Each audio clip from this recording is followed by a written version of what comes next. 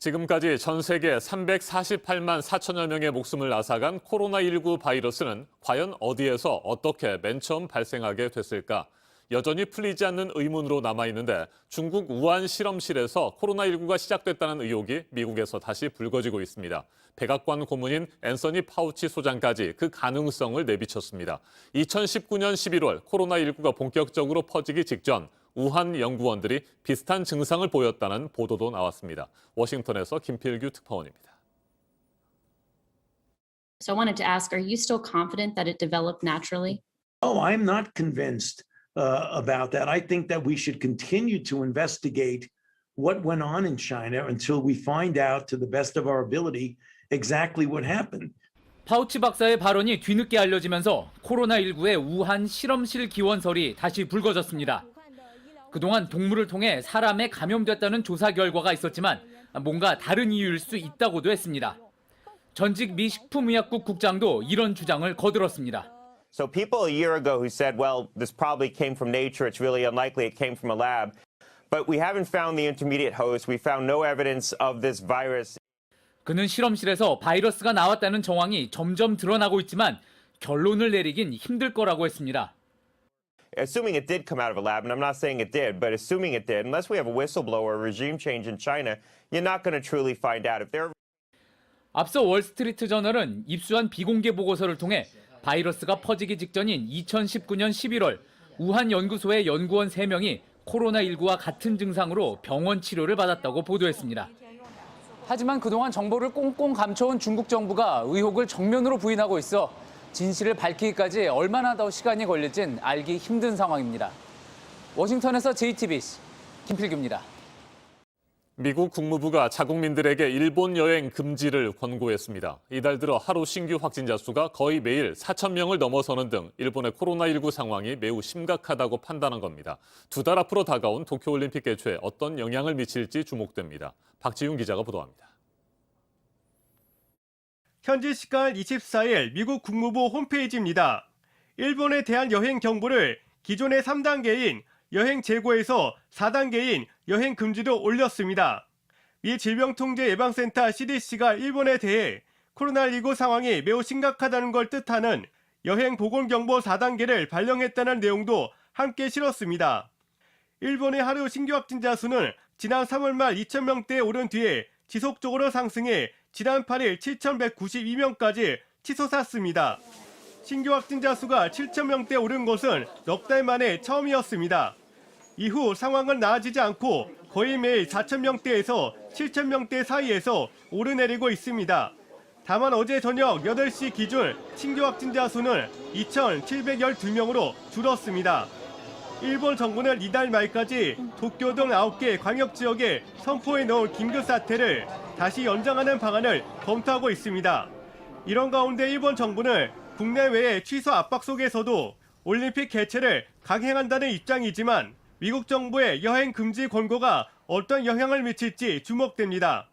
최근 스가 일본 총리는 안전, 안심 대회를 하고 싶다며 강행 의사를 표명하고 있고 국제올림픽위원회 IOC 역시 각국의 우려 속에서도 올림픽 개최를 밀어붙이는 분위기입니다. JTBC 박지윤입니다.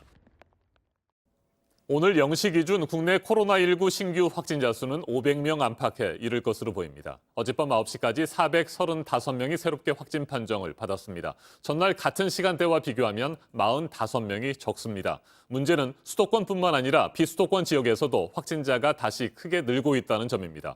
비수도권 확진자 비율이 46.6%까지 올라갔는데 특히 유흥시설을 중심으로 연소의 감염이 잇따르고 있습니다. 대구의 상황이 가장 심각해서 1년 전에 악몽이 재현되는 것 아니냐는 우려가 커지고 있습니다. 윤두열 기자입니다. 대구시청 회의실에 컴퓨터와 전화기를 설치합니다. 확진자와 접촉한 이들에게 코로나 검사를 독려하는 콜센터가 새로 생긴 겁니다. 그럼 오늘 서구 보건소에서 오후에 검사 받으시는 걸로 제가 알고 있을게요. 그렇게 검사 좀 부탁드리겠습니다. 대구 두류공원엔 선별 진료소가 생겼습니다. 요 며칠 사이 주변 유흥주점에서 잇따라 확진자가 나오면서 부랴부랴 한 곳 더 설치했습니다. 병상이 부족해질 수 있다는 우려에 생활치료센터도 다시 문을 열 준비를 하고 있습니다. 마치 1년 전 대구를 보는 듯합니다. 시작은 다른 지역 확진자들입니다. 구미와 울산 확진자가 밤 늦게까지 문을 여는 대구로 넘어와 술을 마셨습니다.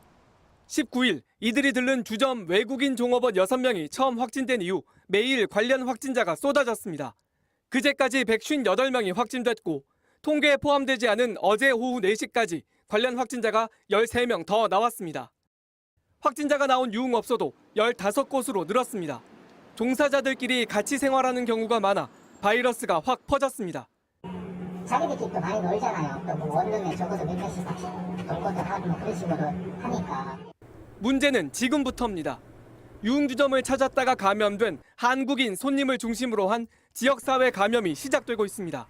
자기들 가족 또는 사업자 내 또는 그 사업체와 협력업체들 이렇게 전파되고 있는 추세가 N차 감염 추세를 말씀드리고 방역당국은 빠르게 확산하는 걸 봤을 때 변이 바이러스일 확률이 높다고 보고 있습니다.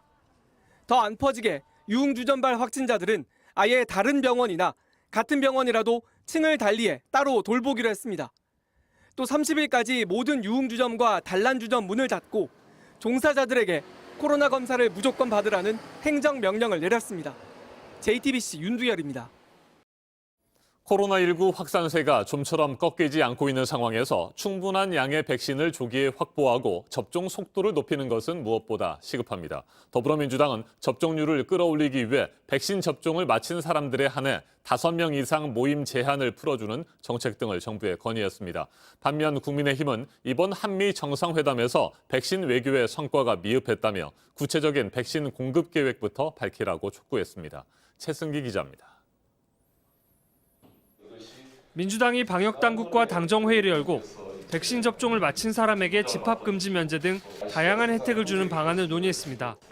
1차 접종 기준으로 7%대에 머물고 있는 백신 접종률을 끌어올려 보다 빨리 집단 면역을 달성하기 위해서입니다. 이에 따라 백신을 맞은 사람은 이르면 7월부터 5인 이상 사적 모임 금지 대상에서 제외될 것으로 보입니다. 민주당은 또 자발적으로 백신 접종을 희망하는 사람은 연령에 상관없이 접종을 허용하거나 2차 접종까지 완료한 사람에 한해 밤 10시 이후 다중이용시설 출입 제한을 풀어주는 방안 등도 정부에 건의했습니다. 10시 이후에 출입 제한을 푸는 문제, 그리고 소상공인들과 자영업자들이 많이 피해를 보고 있기 때문에 그분들에게 우선적으로 백신을 맞게 하는 것도 건의가 됐습니다. 반면 국민의힘은 한미 정상회담 성과가 미흡하다면서 코로나 대책 수정을 촉구했습니다. 백신 공급과 접종 계획부터 밝히란 겁니다. 우리 국민들이 기대했던 상반기에 필요한 추가 물량 확보, 백신 스와프 체결은 없었습니다. 국내 위탁 생산 시 우리는 물량을 얼마만큼 확보하는지 알 수가 없습니다. 정부는 민주당이 제안한 내용 등을 검토한 뒤 백신 접종을 모두 마친 사람에게 제공할 혜택 등을 조만간 발표할 계획입니다. JTBC 최승기입니다. 네, 세종시로 가게 된 공무원 등에게 아파트 분양 물량을 따로 배정하는 특별공급제도에 대한 논란은 이어지고 있고요. 공정하지 못하다는 지적이 잇따라 나오고 있습니다. 올해 들어서는 30여 명의 공무원들이 100% 당첨률로 아파트를 분양받았다고 하는데 다른 특별공급은 줄었지만 공무원에 대해서는 그대로였습니다. 일반 시민들은 수백 대 1의 경쟁을 뚫어야 들어갈 수 있는 아파트였습니다. 서영지 기자입니다. 지난 2월 분양한 세종시 산울동의 한 아파트입니다. 이곳에 청약을 넣은 32명의 공무원은 100% 당첨이 됐습니다. 2개의 블록에서 공무원 23명이 1대1의 경쟁률로 특별 공급분에 당첨됐습니다. 심지어 미달된 곳도 있습니다. 전체 타입 가운데 7개 타입인데 총 23채에 9명만 지원했습니다. 특별공급에서 미달이 나온 걸 두고 수요조사도 제대로 하지 않은 채 퍼주기식으로 공무원에게 특혜를 줬다는 비판이 큽니다. 이렇게 된 건 그동안 다른 특별공급을 줄인 반면 공무원 특별공급은 줄이지 않았기 때문입니다. 세종시에선 특별공급 물량이 많아져 한때 일반 공급 물량이 2%밖에 되지 않았습니다. 일반 시민들의 불만이 커지자 국가유공자와 장애인, 신혼부부 특별공급 물량을 줄여 일반 분양으로 돌렸습니다. 이러는 동안 공무원 특별공급 비중은 40%를 그대로 유지했습니다. 이번에 공무원들이 땅 짚고 헤엄치기식으로 분양받은 아파트는 59제곱미터가 3억 원대 초반에 84제곱미터가 4억 원대에 분양됐습니다. 바로 앞에 있는 신축 같은 경우에는 그 5구가 급매로 나간 게 5억 9,500이 제일 마지막에 나갔어요. 84개는 급매로 해서 8억 9,500이 나갔어요. 실거주 의무기간이 도입되기 전 분양에 안 살고 팔아도 됩니다. 3억 원에서 5억 원에 가까운 시세 차익을 볼 수 있다는 겁니다. 반면 이 아파트의 일반 공급 청약 경쟁률은 각각 221대 1, 135대 1이었습니다. 시민단체들은 공무원 특별 공급이 애초 취지와 달리 공무원 편법 재테크 수단으로 변질됐다며 폐지하거나 공급 물량을 확 줄여야 한다고 지적합니다. JTBC 서영지입니다.